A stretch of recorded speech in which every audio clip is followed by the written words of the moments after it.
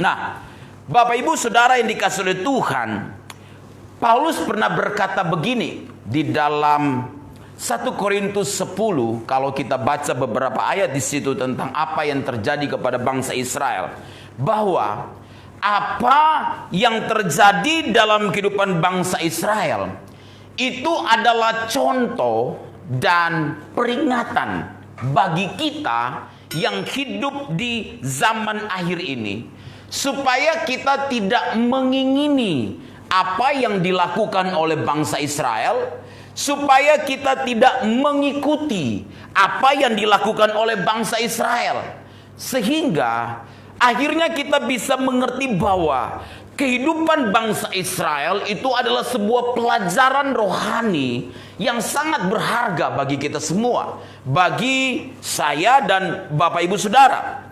Jadi kalau kehidupan bangsa Israel adalah sebuah pelajaran rohani yang sangat berharga bagi kita, maka Tuhan mengingatkan bangsa Israel tentang dalam teks ini bagaimana mereka harus bersikap ketika Tuhan mempercayakan sesuatu kepada mereka.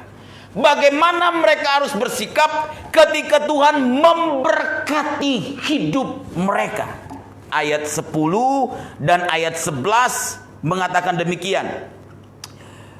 Maka apabila Tuhan Allahmu telah membawa engkau masuk ke negeri yang dijanjikannya dengan sumpah kepada nenek moyangmu, yakni Abraham, Ishak dan Yakub, untuk memberikannya kepadamu kota-kota yang besar dan baik, yang tidak kau dirikan, rumah-rumah penuh berisi berbagai-bagai barang baik yang tidak kau isi, sumur-sumur yang tidak kau gali, kebun-kebun anggur dan kebun-kebun zaitun yang tidak kau tanami. Dan apabila engkau sudah makan dan menjadi kenyang. Bapak Ibu Saudara, ayat ini mau menjelaskan kepada kita tentang bagaimana Tuhan menyediakan hal-hal yang terbaik bagi mereka. Bagaimana Tuhan memberkati mereka. Alkitab berkata bahwa Tuhan membawa mereka masuk ke negeri yang dijanjikan Tuhan kepada Abraham, Ishak dan Yakub, nenek moyang mereka. Suatu negeri, kata Alkitab, yang baik, kota-kota yang besar yang tidak mereka dirikan. Tuhan kemudian memberikan mereka rumah-rumah penuh berisi berbagai barang yang baik yang tidak mereka isi, sumur-sumur yang tidak mereka gali. Sumur adalah kebutuhan yang utama bagi mereka. Kebun-kebun anggur dan kebun-kebun zaitun yang tidak mereka tanami. Lalu mereka makan dan kemudian menjadi kenyang. Bapak Ibu Saudara, ini anugerah Tuhan yang luar biasa bagi bangsa Israel.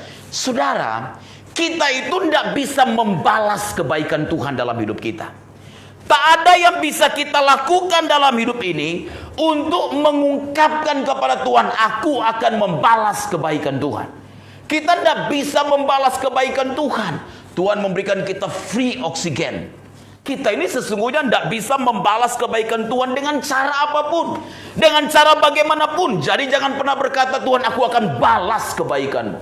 Nah, kita tidak bisa membalas kebaikan Tuhan, tetapi kita bisa bersikap dengan bijak, bersikap dengan positif terhadap semua kebaikan Tuhan dalam hidup kita. Waktu Tuhan memberkati kita, kita harus bersikap dengan baik. Karena itu bangsa Israel diperingatkan oleh Tuhan supaya mereka tidak salah dalam mereka merespon kebaikan Tuhan, supaya mereka tidak salah dalam mereka memandang berkat Tuhan yang Tuhan siapkan bagi mereka, supaya mereka tidak keliru dalam mereka melihat segala anugerah Tuhan yang terbaik yang Tuhan sudah berikan dalam hidup mereka. Karena itu ayat 12a berkata kepada kita, kepada bangsa Israel dikatakan begini, maka berhati-hatilah. Bapak Ibu Saudara, diperingatkan oleh Tuhan untuk apa? Berhati-hati terhadap setiap apa yang Tuhan sudah buat dalam hidup kita. Semua anugerah yang terbaik dalam hidup kita. Tak ada yang bisa menyaksikan tentang kebaikan Tuhan. Tuhan begitu baik dan terlalu baik dalam hidup kita. Tapi bagaimana kita bisa bersikap sebagai seorang anak kepada kebaikan Tuhan, kepada setiap berkat yang Tuhan siapkan dalam hidup kita. Demikian jugalah kita bersikap dalam kehidupan kita seharian. Kita dikatakan Tuhan, kata Alkitab apa? Berhati-hatilah. Supaya ini menjadi tanda apa, saudara? Awas. waspada. Berhati-hatilah. Nah, apa yang harus kita hati-hati dalam hidup ini, dalam kita bersikap? Nah, ayat 12 dikatakan begini dalam ayat 12. Maka berhati-hatilah supaya jangan engkau apa? Melupakan apa? Tuhan yang telah membawa kamu keluar dari tanah Mesir, dari rumah perbudakan, kata Tuhan kepada bangsa Israel. Bagaimana sikap kita terhadap semua anugerah dan kebaikan Tuhan itu? Saudara, yang pertama adalah apa? Jangan sampai kita melupakan Tuhan. Nah, Tuhan mengingatkan kepada bangsa Israel, kalau kamu nanti telah sampai ke negeri Kanaan, satu gambaran tentang kebaikan Tuhan dalam hidupmu, kamu akan menemukan kota-kota yang tidak engkau bangun, kota-kota yang baik, kota-kota yang besar. Kamu akan menemukan rumah-rumah yang tidak engkau dirikan. Kamu akan mendapati ada barang-barang yang tidak engkau isi di rumah itu. Kamu akan menemukan kebun anggur, kebun zaitun yang tidak engkau tanami, kata Alkitab. Lalu kamu menjadi kenyang, makan, minum, kenyang. Maka jangan sampai engkau melupakan Tuhan Allahmu, kata Alkitab. Persoalannya adalah kadangkala kan kita suka lupa terhadap Tuhan. Jangan sampai kita melupakan Tuhan, saudara. Amin. Jangan sampai kita melupakan Tuhan yang telah menolong kita, yang telah memberkati kita selama ini. Karena itu bagaimana supaya kita tidak melupakan Tuhan? Kita harus mengingat semua yang kita miliki ini karena anugerah Tuhan. Semua yang kita dapatkan karena kebaikan Tuhan. Tuhanlah yang memberikan kita kekuatan untuk kita memiliki semua apa yang kita miliki saat ini. Tuhanlah yang meneguhkan perjanjiannya bagi saya dan saudara untuk memberkati kita, bukan karena kuat dan gagah kita. Kita hebat bukan karena kita. Kita mampu bukan karena kita. Kita diberkati bukan karena kita. Kita mendapatkan sesuatu bukan karena kita. Apapun itu, pekerjaan, hal-hal yang ada di sekitar kita, kita memiliki sesuatu benda, barang yang berharga dalam hidup kita, bukan karena kekuatan kita, tetapi karena Tuhan yang meneguhkan perjanjiannya bagi kita semua. Karena Tuhan yang buka jalan. Tanpa Tuhan kita tidak bisa apa-apa. Tanpa Tuhan kita tidak bisa melangkah. Tanpa Tuhan pintu akan tertutup. Jadi jangan pernah melupakan Tuhan ketika kita telah diberkati oleh Tuhan. Lalu yang kedua, kata Alkitab, lihat ayat yang ke-13. Dikatakan begini ayat yang ke-13. Engkau harus apa? Takut akan Tuhan. Engkau harus takut akan Tuhan Allahmu. Bagaimana kita bersikap terhadap berkat Tuhan yang Tuhan berikan dalam hidup kita? Kata Alkitab yang kedua ayat 13 mengatakan, hidup kita ini harus takut akan Tuhan. Nah, takut Tuhan itu akan nampak dalam kehidupan praktis kita. Jadi arti takut Tuhan itu kita menghormati Tuhan. Dan menghormati Tuhan itu bukan di gereja, Bapak Ibu Saudara saja. Bukan hanya di gereja saja yang kita itu beribadah 2 jam atau 1 jam pada masa pandemi ini. Tapi dimanapun kita berada, kemanapun kita pergi, kita harus belajar menghormati Tuhan. Hidupmu akan terlihat engkau takut Tuhan kalau engkau istri, engkau hormati suamimu. Hidupmu akan terlihat engkau takut Tuhan kalau engkau suami, engkau mengasihi istrimu. Hidupmu akan terlihat engkau takut Tuhan kalau engkau karyawan, engkau datang sebelum jam kantor, pulang sesudah jam kantor. Jangan datang sesudah jam kantor, pulang sebelum jam kantor. Kapan mau jadi manajer? Hidup kita terlihat dari kehidupan praktis. Kalau engkau mahasiswa, jangan nyontek. Kalau engkau anak kuliahan, jangan nyontek. Amin. Syukur dosen ganda. Kesempatan ini adalah anugerah Tuhan. Kita itu membawa kehidupan takut Tuhan, yaitu kita menghormati Tuhan dalam hidup ini, menghormati Bapa dalam hidup ini, di setiap area hidup kita. Amin. Kalau kita takut Tuhan tuh kita di jalanan ya, ketemu dengan orang yang rese ya. Tapi kan kita nih kadang-kala baik ya, tapi orang suka nggak baik kan dengan kita. Nggak pedulilah mereka nggak baik, tapi kita harus tetap baik. Kalau mereka ngerese, kita jangan resehin. Ya tidak perlulah yang seperti itu. Sabar saja. Amin. Pikiran Kristus dan perasaan Kristus itu harus melekat dalam hidup kita semua. Jadi kita diperingatkan Tuhan, kalau Tuhan memberkati kita, hidup takut Tuhan. Jangan sebelum kita diberkati kita dekat Tuhan, sesudah kita diberkati kita jauh dari Tuhan. Amin. Dulu waktu masa-masa sukar, minta doanya kencang banget. Setelah agak baik-baik sedikit, waduh, terlupakan semua. Kehidupan takut Tuhan kita itu akan nampak dalam kehidupan praktis kita. Bukan kita ada di gereja, saudara. Tuhan gak pernah menginginkan kita itu hanya takut Tuhan waktu kita ada di gereja. Dan iblis gak takut kalau kita ada di gereja. Karena banyak orang ada di gereja hidupnya gak berubah. Saudara ngerti maksudnya? Gereja itu selalu penuh. Tapi apakah semua siap ke surga? Gak tahu saya. Saya berharap jemaat Tuhan di tempat ini siap ke surga. Dan harus terdaftar di sorga. Kalau saudara tidak terdaftar, itu keputusanmu sendiri. Tapi harus siap, karena kita mempersiapkan jemaat yang siap ke sorga, yang hidupnya berkualifikasi seperti Yesus Kristus. Amin. Jadi kehidupan takut Tuhan kita itu nampak dalam kehidupan kita keseharian. Bukan karena kita ada di gereja dan iblis nggak takut kita datang beribadah. Iblis takut kalau hidup kita takut Tuhan dimanapun kita berada. Amin. Jadi kita mau hebat apapun di gereja, tapi kemudian dalam kehidupan praktis kita bertentangan, something wrong, ada yang salah dengan kehidupan kita. Hiduplah takut akan Tuhan. Lalu yang ketiga, di dalam ayat 13 ini dikatakan sikap kita itu begini. Ayat 13, masih di ayat 13. Engkau harus takut akan Tuhan Allahmu, kepada dialah harus engkau beribadah, dan demi namanya haruslah engkau bersumpah. Kepada dialah engkau harus beribadah. Jadi Alkitab mengajar kepada kita begini, Bapak Ibu Saudara. Kalau Tuhan telah memberkati kita, bukan saja kita tidak boleh melupakan kebaikan Tuhan, tapi justru membuat kita semakin setia datang kepada Tuhan dengan apa? Beribadah kepada Tuhan. Karena itu jemaat yang ada di Ibrani dikatakan jangan sampai mereka meninggalkan persekutuan seperti yang dibiasakan oleh banyak orang. Memang itu bukan menunjukkan rumah Tuhan semata-mata, tapi ibadah adalah pertemuan-pertemuan di mana saja. Live streaming juga adalah ibadah. Kita bertemu dalam kelompok-kelompok kecil, itu adalah pertemuan-pertemuan ibadah.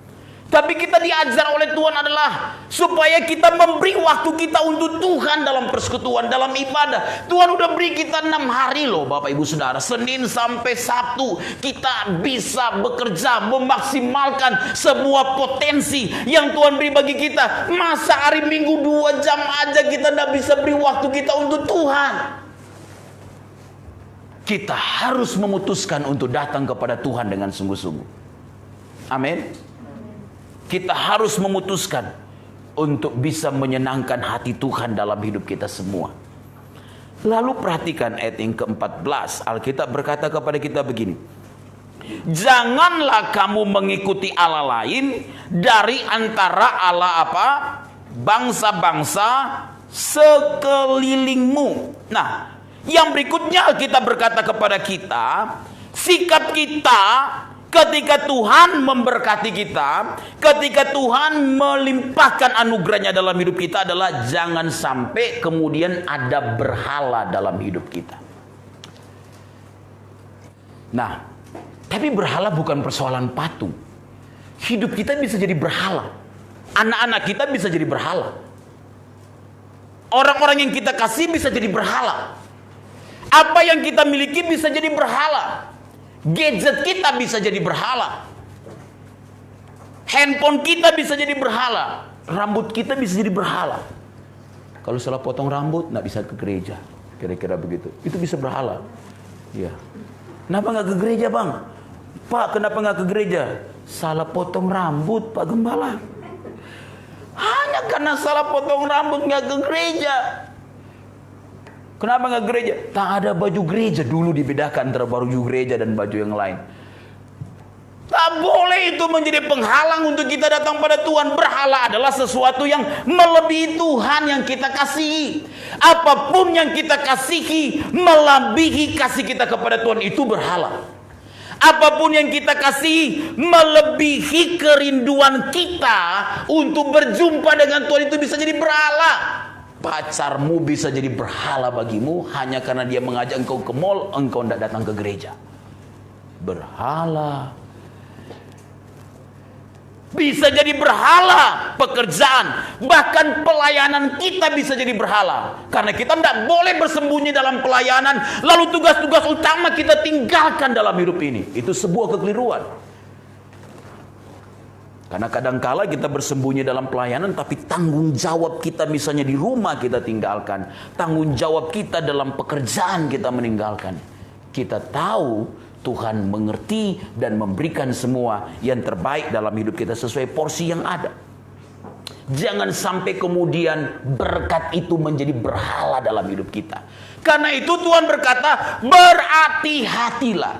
Berhati-hatilah. Bagaimana supaya tidak menjadi berhala? Maka kalau kita lihat ayatnya yang keempat dari Ulangan pasalnya yang keenam ini, maka itu adalah sebuah syema bagi bangsa Israel. Syahadat bagi bangsa Israel. Pengakuan iman bagi mereka. Dengarlah Israel, Tuhan itu Allah kita, Tuhan itu Esa. Syema Israel, Adonai Eloheinu, Adonai Ehad.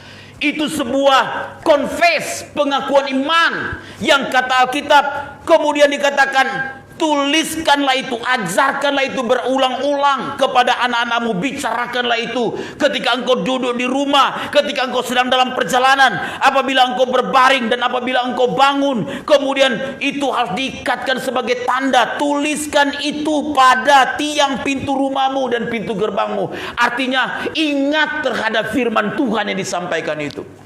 Kalau firman jadi utama dalam hidup kita, tak mungkin ada satupun yang jadi berhala dalam hidup kita. Amin. Amin. Saudara lihat, yang terakhir bagaimana sikap kita terhadap berkat Tuhan. Ayat 16 berkata begini. Ayat 16 berkata begini. Janganlah kamu mencobai Tuhan Allahmu seperti kamu mencobai Dia di mana? Masa. Janganlah kamu mencobai Tuhan Allahmu seperti kamu mencobai Dia di masa. Jadi ketika Alkitab berkata begini, jangan kamu mencobai Tuhan seperti yang ada di masa. Mencobai Tuhan itu, Tuhan sesungguhnya tidak dapat dicobai karena Dia adalah Tuhan. Tapi ketika seseorang itu tidak mempercayai Tuhan dalam hidupnya, sama seperti ketika Paulus berkata dalam 1 Korintus pasal 10 juga, jangan kamu mencobai Tuhan Allahmu. Maka itu satu keadaan di mana seseorang tidak mempercayai Tuhan, atau ketika seseorang melakukan sesuatu yang bertentangan dengan apa yang Tuhan mau. Misalnya kalau ada sungai, kemudian sungai itu airnya dalam dan kita berkata seperti Tuhan bisa berjalan di atas air, demikian saya akan berjalan di atas air di sungai itu. Itu mencobai Tuhan. Jadi jangan berkata Tuhan beserta aku, kemudian Tuhan pimpin aku untuk memberitakan Injil di kalangan naik klub yang kemudian ada pelacur-pelacur yang cantik dan kita pergi sendiri. Wah, lewat kita di situ. Lewat. Kita bukan menginjil, kita diinjili. Kita bukan memenangkan, kita dimenangkan. Bagaimana mereka tidak mempercayai Tuhan padahal Tuhan udah menolong mereka keluar dari tanah Mesir melewati laut Teberau yang begitu besar persoalannya. Saudara, kita harus belajar mempercayai Tuhan di dalam segala keadaan. Amin, saudara. Jangan ketika Tuhan memberkati kita, kita mencobai Tuhan. Ya sudah, Tuhan sudah berkati kita, saya tidak mau lagi untuk datang kepada Tuhan dengan sungguh-sungguh. Wah, itu juga mencobai Tuhan. Sikap kita akan menentukan bagaimana kita bisa menyenangkan Tuhan lewat tindakan-tindakan kita yang positif di setiap anugerah yang Tuhan percayakan dalam hidup kita. Jadi jadilah orang yang benar-benar tulus dalam mengasihi Tuhan. Jangan pernah mencobai Tuhan. Belajarlah mempercayai Tuhan. Di setiap berkat yang Tuhan percayakan bagi kita, yakinilah itu sebagai anugerah Tuhan. Lolalah itu dengan baik. Karena itulah yang Tuhan sedang percayakan dalam hidup kita. Jangan pernah beriman untuk sesuatu yang besar, tapi kita tidak punya sikap yang benar dalam iman kita tersebut. Jadi kita tidak bisa beriman sesuatu yang besar kalau kita tidak bisa mengelola dengan baik. Prinsip itu tidak bisa dilanggar. Kita beriman dengan kesehatan yang baik, tapi kita itu tidak pernah tidur dengan waktu yang cukup. Lama-lama kropos juga semua mesin di dalam. Pergi pagi-pagi, pulang subuh-subuh. Ya, ngerti maksudnya? Kita harus mengelola sesuatu dengan baik.